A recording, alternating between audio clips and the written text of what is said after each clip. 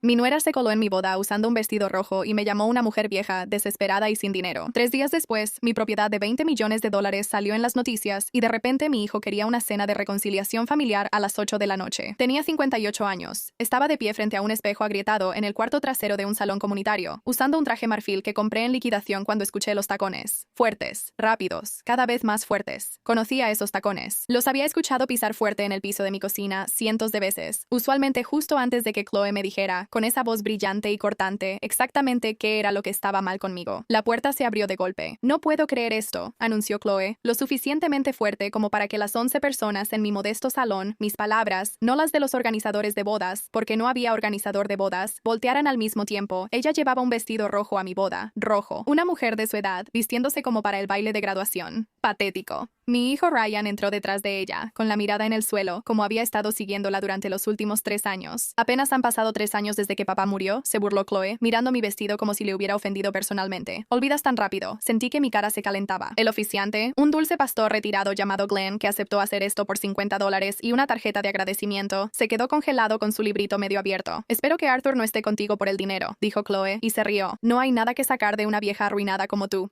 Sacó su teléfono, lo levantó. Escuché el sonido del obturador. Falso, como lo hacen los teléfonos ahora, pero me cayó en el pecho como si fuera real. Esto lo voy a subir a las redes sociales, dijo, ya escribiendo. Mis amigas no van a creer este circo. Miré a mi hijo, quiero ser honesta. No lo miré con enojo. Lo miré como miras a alguien en quien todavía crees. En algún lugar debajo de todo todavía podría salvarte. Di algo, Ryan, por favor. Él miró al suelo. Me agaché, recogí mi ramo, claveles del supermercado, $12 y lo puse en la silla plegable junto a mí. Luego tomé la mano de Arturo. Nos vamos, dije. Debería retroceder porque nada de esto tiene sentido a menos que entiendas cómo fueron esos 3 años. Mi esposo Juan murió un martes de marzo, 4 meses después de su diagnóstico, en una habitación de hospital que olía a antiséptico y a las flores que nadie había pensado en tirar. Tenía 61 años. Habíamos estado casados 34 años. Durante casi todo ese tiempo, él tuvo una pequeña tienda de autopartes en el condado de Pecos, Texas. Y cuando murió, lo que me dejó fue la casa pagada, un modesto pago del seguro de vida que cubrió el funeral y poco más, y 640 acres de matorrales más allá de los límites del condado que su abuelo había comprado en los años 50 por casi nada, y que todos, incluyendo a John, incluyéndome a mí, incluyendo al tasador del condado, pasamos 6 décadas llamando esa tierra inútil. Durante 3 años después de que John murió, viví con $400 al mes. Beneficios para sobrevivientes del seguro social, menos la prima de Medicare, menos la parte que se iba en mi medicamento para la presión, que empecé a partir a la mitad para que durara más. Me decía a mí misma que estaba bien, le decía a mi hijo que estaba bien. En los pocos meses que llamaba, Ryan y Chloe se casaron 8 meses antes de que John muriera. Al principio me caía bien Chloe, o quería que me cayera bien, lo cual, a los 55 años y con un hijo que no llama mucho, puede sentirse igual. Era lista, ambiciosa, el tipo de mujer que siempre sabía el nombre del restaurante y el tamaño de la propina. Me tomó más tiempo del que debería haberme tomado darme cuenta de que esa inteligencia tenía un filo que siempre, de alguna manera, estaba dirigido hacia mí. La primera señal de alerta que recuerdo fue pequeña. 6 meses después del funeral de John,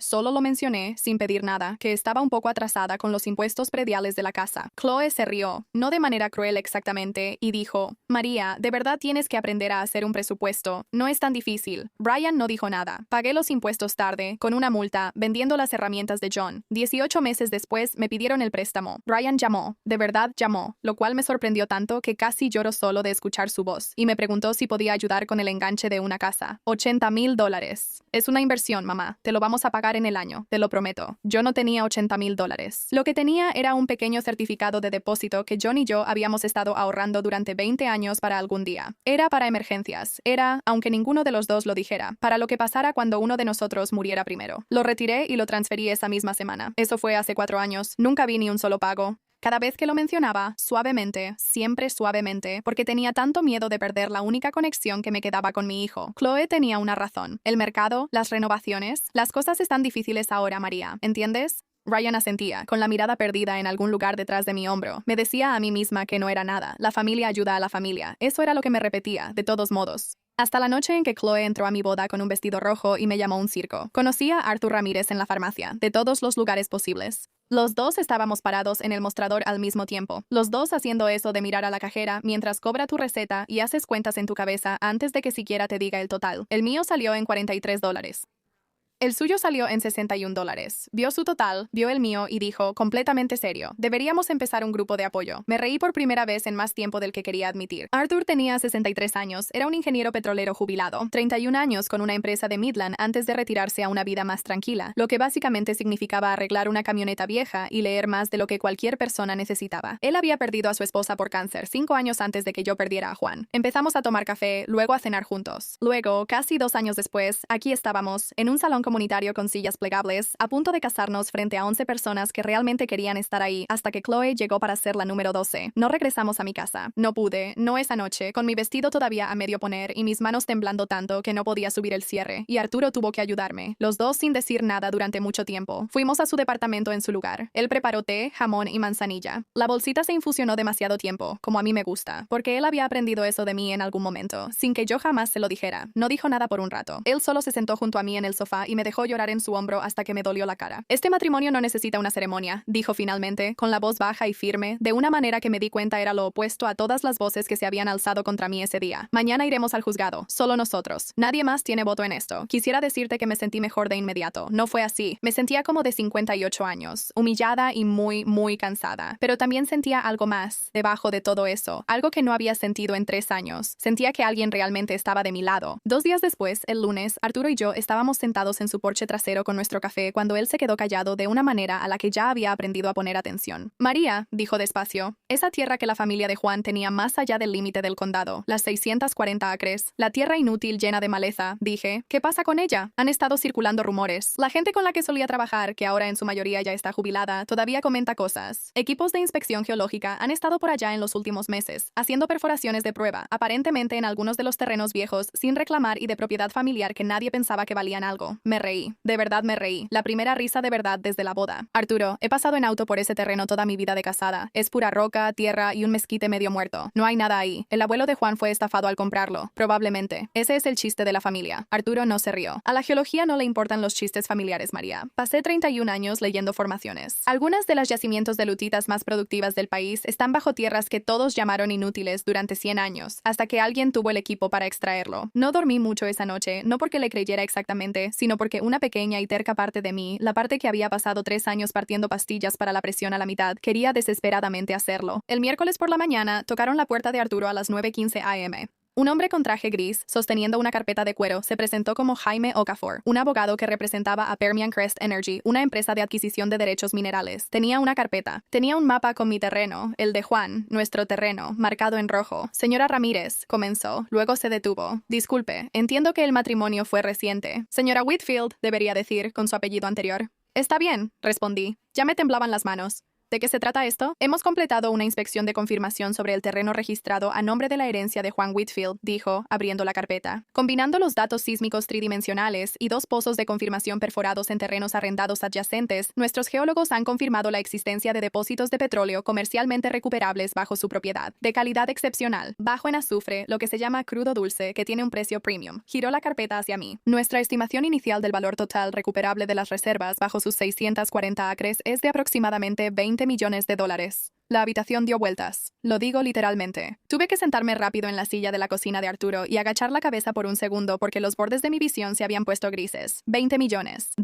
Yo, la mujer que vive con $400 al mes. La mujer a la que llamaron arruinada hace 2 días, con un vestido rojo, frente a 11 testigos. Me gustaría verificar esto con mi propio abogado, me escuché decir, con una voz que no sonaba como la mía. Arturo, de pie detrás de mí con su mano en mi hombro, parecía sorprendido, gratamente sorprendido, por lo firme que sonó. El señor Okafor sonrió como si lo hubiera estado esperando, y de hecho parecía aprobarlo. Por supuesto, señora Whitfield, eso es exactamente lo que yo recomendaría. Llamé a Sara Delgado esa tarde. Sara había sido mi mejor amiga por más de 20 años. Habíamos trabajado juntas en el distrito escolar antes de que me jubilara, ella en la oficina principal y yo en la biblioteca. Y Sara era, sin lugar a dudas, la única persona en quien confiaba completamente. Llegó en menos de 1 hora, me sentó y me hizo decir el número en voz alta 3 veces antes de que ella también lo creyera. ¡Qué descaro!, dijo Sara después de que le conté sobre la boda. No se lo había dicho antes. Me daba demasiada vergüenza. Y luego sobre el señor Okafor. En ese orden, que en retrospectiva es un orden extraño para una historia, pero es exactamente el orden en que sucedió. 3 días después de humillarte frente a extraños y ahora esto. No está relacionado, dije. Lo del terreno no tiene nada que ver con ellos. Lo sé, dijo Sara, pero ellos no saben que tú sabes que no está relacionado. María se inclinó hacia adelante.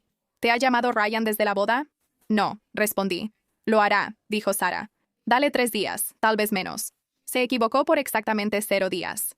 La noticia salió el jueves por la mañana. Para el jueves, la historia estaba en todas partes a nivel local. Al principio, era una nota pequeña. Propietaria de tierras del condado de Tacos, posee una posible reserva de 20 millones de barriles de petróleo maloliente con mi nombre, una foto aérea de mis 640 acres con un círculo rojo dibujado alrededor y una cita del Departamento de Relaciones Públicas de Permian Crest sobre negociaciones pendientes con la propietaria. Para la tarde del jueves, 3 diferentes camionetas de noticias ya habían ido a mi antigua casa, la que compartía con John, la que todavía era técnicamente mía, aunque la mayor parte del tiempo me estaba quedando en casa de Arturo. Una reportera llamada Renata Cruz, que cubría negocios y energía para el periódico regional y que, como supe después, llevaba 11 años en ese puesto, me dejó un mensaje de voz pidiendo una entrevista. Y a las 6:47 p.m. el jueves, mi teléfono vibró con un mensaje de Ryan. Mamá, vi las noticias. Tenemos que hablar. Cena de reconciliación mañana, 8 p.m. toda la familia. Te quiero. Lo leí 4 veces. Te quiero. 2 palabras que sinceramente no podía recordar la última vez que me las dijo. No en el funeral de Juan, no en la boda de hace 3 días. Obviamente, no en la boda de hace 3 días. Intenté recordar, y la verdad es que no pude ubicarlo. Años. Llegando exactamente 3 días después de que 20 millones de dólares salieran en los titulares. Mis manos temblaban de nuevo, pero esta vez no era por el dolor. Era algo más frío, algo que había estado ahí, callado, durante 3 años de meses de $400 y cuentas divididas. Y las cosas están difíciles ahora, mamá, por fin teniendo un poco de espacio para respirar. ¡Qué descaro!, dijo Sara otra vez cuando le mostré el mensaje, y esta vez no había nada suave en su voz. 3 días, Mary, 3. Voy a ir, dije. Sara me miró por un largo momento. Está bien, dijo despacio, pero no con las manos vacías. El viernes por la mañana, Sara llegó al departamento de Arturo con una carpeta manila tan gruesa que la liga que la sujetaba había dejado marcas en el cartón. Empecé a guardar esto hace 2 años, dijo, poniéndola sobre la mesa como si pesara algo. Después del préstamo, tuve un presentimiento, Mary. Perdón por no habértelo mostrado antes. No quería ser la amiga que siempre dice, te lo dije sobre tu propio hijo, pero guardé todo. Adentro, capturas de pantalla, docenas de ellas. Mensajes de Chloe durante 2 años, fotografiados de mi propio teléfono en las noches que me quedaba en casa de Sara y lo dejaba cargando porque, admitió Sara un poco avergonzada, había empezado a fotografiar cosas que veía en mi pantalla cuando aparecían notificaciones porque no confiaba en lo que estaba viendo. Chloe, a Ryan, hace 14 meses tu mamá llamó otra vez. ¿Podrías decirle que estamos ocupados? Está tan necesitada desde que tu papá murió. Honestamente, es agotador. Chloe a una amiga hace 9 meses con una captura de pantalla. De mí en una parrillada familiar. Ya llegó la carga de siempre, jaja. Manden ayuda. Chloe a Ryan hace 5 meses, Ray. El préstamo, solo dile que todavía lo estamos resolviendo. No va a hacer nada al respecto. Nunca lo hace. Había una copia impresa de la publicación de Chloe en redes sociales de hace 3 días, la que escribió esa noche parada en la entrada de mi boda. Algunas personas no tienen autoconciencia. Una mujer de 58 años disfrazándose como si fuera su graduación. Mientras tanto, todos estamos aquí sentados como señora. 41 comentarios. Sara había tomado captura de pantalla de cada uno antes que Chloe. Predeciblemente borró la publicación 22 horas después, justo cuando salió la noticia del petróleo. Lo noté. Y al fondo de la carpeta, los documentos del préstamo. La confirmación original de la transferencia bancaria por $80,000. $80,000 fechada hace 4 años y 2 meses. Un simple contrato de préstamo de una sola página.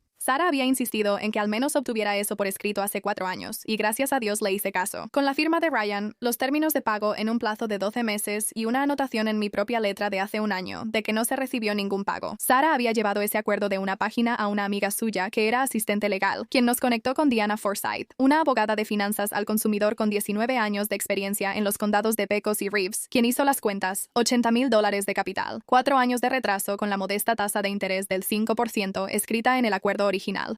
Con los intereses compuestos, llegaba a $93,400 más o menos. Ella redactó una carta de demanda formal, dijo Sara, deslizándola hacia mí. 30 días para pagar en su totalidad, o ella presenta un gravamen contra la casa. Su casa, la que compraron con los $80,000. Me quedé sentada ahí mucho tiempo, mirando todo eso sobre la mesa de la cocina de Arturo. 2 años de crueldad, documentados en capturas de pantalla y marcas de tiempo. 4 años de una deuda que nadie nunca tuvo la intención de pagar. Hay una cosa más, dije en voz baja. Necesito actualizar mi testamento. Diana Forsyth se reunió conmigo esa misma tarde. Me hizo un espacio entre 2 citas más, porque como ella dijo, María, si hay un trato de derechos minerales de $20 millones en juego, esto no puede esperar hasta el lunes. Lo redactamos juntas. Un nuevo testamento, reemplazando el anterior que le había dejado todo. La casa y sí, la tierra, a Ryan. El nuevo nombraba a Arthur. Y un fondo de becas que Diana me ayudó a crear esa misma semana para niños en hogares de acogida en el condado de Pecos. El tipo de fondo que Juan y yo siempre hablamos de empezar algún día y nunca tuvimos el dinero para hacerlo. Los nombres de Ryan y Chloe no aparecían en ningún lado. Esa noche, Arturo y yo fuimos fuimos a la casa de Ryan y Chloe, la casa que $80,000 de mi jubilación habían comprado, y entramos entre velas, porcelana fina y el aroma de un asado caliente. Asado de res, la receta de Juan. Chloe lo había preparado o había hecho que alguien lo preparara, y el olor me golpeó más fuerte que cualquier otra cosa esa noche, más fuerte que el vestido rojo, más fuerte que los titulares. Olía como las cenas de los domingos de hace 30 años, como una cocina a la que solía pertenecer. Chloe nos recibió en la puerta vestida de verde esmeralda, mostrando todos los dientes. María, felicidades por tu matrimonio. Me dio un beso al aire en ambas mejillas como si el martes no hubiera pasado. Brian se levantó de la mesa y levantó su copa antes de que siquiera nos sentáramos. A la familia, dijo, con esa calidez fingida que ahora reconocía, después de haber leído 2 años de mensajes de su esposa sobre mí que eran exactamente eso, una actuación, a dejar los malentendidos atrás. No levanté mi copa, me senté. Arturo se sentó a mi lado, callado, firme, con su mano descansando sobre la mesa cerca de la mía, sin tomarla, solo cerca, por si la necesitaba. ¿Viste las noticias?, dije, sin emoción. No era una pregunta. La sonrisa de Ryan titubeó, solo en las comisuras. Mamá, 3 días, dije, 3 días, Ryan. El martes, estuviste ahí mientras tu esposa me llamaba una vieja arruinada haciendo un acto de circo patético, y no dijiste nada. El jueves, $20 millones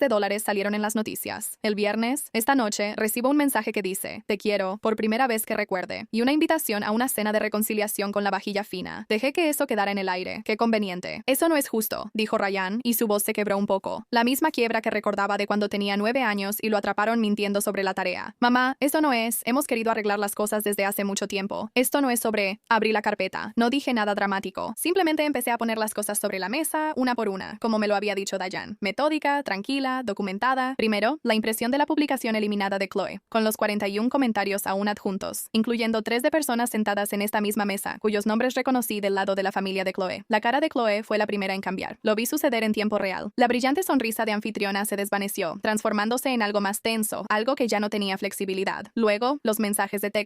La carga residente ha llegado. Ella no va a hacer nada al respecto. Nunca lo hace. Esto es privado, soltó Chloe, levantándose tan rápido que su silla raspó fuerte contra el piso. Esto es, no puedes simplemente, sí puedo, dije. Lo hice. Luego deslicé el contrato de préstamo por la mesa. La firma de Ryan, la confirmación de la transferencia, la línea con mi propia letra. 0 pagos recibidos que yo había actualizado en silencio, cada pocos meses durante 4 años. La manera en que llevas un registro de algo sobre lo que tienes demasiado miedo de actuar. $80,000, dije. 0 pagos en 4 años. El certificado de depósito que tu padre y yo pasamos 20 años ahorrando para una emergencia, Ryan, para exactamente este tipo de situación. Y te lo di, y compraste esta casa con él. Miré alrededor del comedor, el candelabro, las encimeras de mármol que podía ver a través de la puerta de la cocina, mientras yo partía mis pastillas para la presión en 2 porque no podía pagar una botella completa. Las manos de Ryan temblaban ahora, sosteniendo el contrato de préstamo, mirando su propia firma como si no la reconociera. Esto, la carta de demanda de Dayan, fue lo siguiente que bajó, la oficial, en papel membretado, $93,400, $93,400 con intereses, como se indica en el acuerdo que firmaste. 30 días, o mi abogada presenta un gravamen contra esta casa. Esto es extorsión. La voz de Chloe alcanzó un tono que nunca le había escuchado. Alto, entrecortado, real por primera vez en toda la noche. Esto es un contrato, dije, tuyo, con la firma de mi hijo en él. Estoy segura de que tu abogada puede confirmar que así es como funcionan esas cosas. Y luego, por último, el testamento. Estuve pensando toda la tarde si debía traerlo, si era cruel hacerlo. Al final, decidí que la crueldad ya me la habían definido hace 3 días, en un salón comunitario, por una mujer con un vestido rojo, y que este silencioso montón de papeles, no se le acercaba ni tantito. Mi nuevo testamento, dije, deslizándolo al final. Vigente desde ayer, creo que ambos deberían leerlo. Chloe lo agarró antes de que Ryan pudiera. Vi cómo sus ojos recorrían la página, rápido al principio, luego más lento, y después se detuvieron por completo en una línea cerca de la parte inferior. Su rostro, ya pálido, se desvaneció aún más, hasta que parecía casi gris bajo la luz del candelabro. No puedes desheredar a tu propio hijo, dijo, pero salió más pequeño que cualquier cosa que hubiera dicho en toda la noche. Sí puedo, dije, poniéndome de pie. Arturo se levantó conmigo y lo hice. Brian no discutió, no dijo nada durante un largo momento. Él solo se quedó sentado ahí, el testamento frente a él, el contrato de préstamo aún en su otra mano, mirando fijamente algún punto en el mantel que no era nada en absoluto. Todo este tiempo, finalmente dijo tan bajo que casi no lo escuché. Pensé que cuando murieras, por fin tendría algo, lo suficiente para arreglar todo. Y yo solo...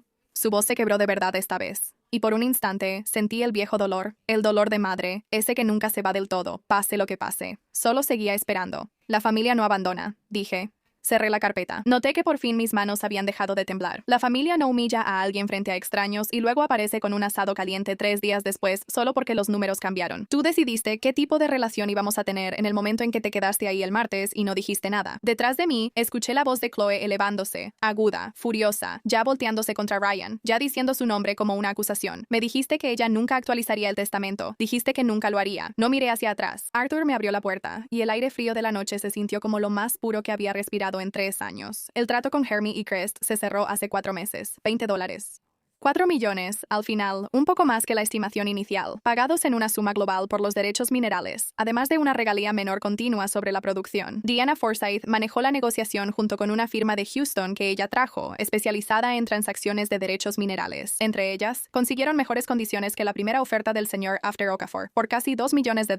El fondo de becas lo nombramos Fundación John Whitfield para jóvenes de acogida, después de discutirlo, porque Arturo señaló que debía llevar el nombre del hombre cuya familia, sin saberlo, había estado sentada sobre esto durante 70 años, otorgó su primera ronda de premios el mes pasado, 11 estudiantes. El mismo número de personas que vieron a Chloe llamarme un circo 3 días antes de que todo esto comenzara. Me di cuenta de eso y me permití disfrutarlo un poco. Ryan y Chloe se están divorciando. Escuché esto de Sarah, quien lo oyó de alguien en el gimnasio, así como estas cosas se difunden en un condado pequeño. Sentí, y quiero ser honesta sobre esto, porque creo que la honestidad importa más que un final limpio. Casi nada. No fue exactamente satisfacción, tampoco tristeza. Solo una especie de tranquilidad que creo que solo llega después de que dejas de esperar que alguien sea diferente de lo que ya te ha mostrado que es. Ryan me ha buscado 2 veces desde esa noche. Las 2 veces, solo mensajes de texto. El primero decía, lo siento mamá, no respondí. El segundo, un mes después, decía, entiendo si no puedes perdonarme. Solo quería que supieras que ahora estoy en terapia. De verdad lo estoy intentando. Leí ese mensaje varias veces. Tampoco he respondido a ese. Aún no. Diana me dice que eso está permitido. Sara me dice que no hay fecha límite para hacerlo. Arturo solo me toma de la mano y no me presiona en ningún sentido. Y eso es, he aprendido, exactamente el tipo de hombre que es.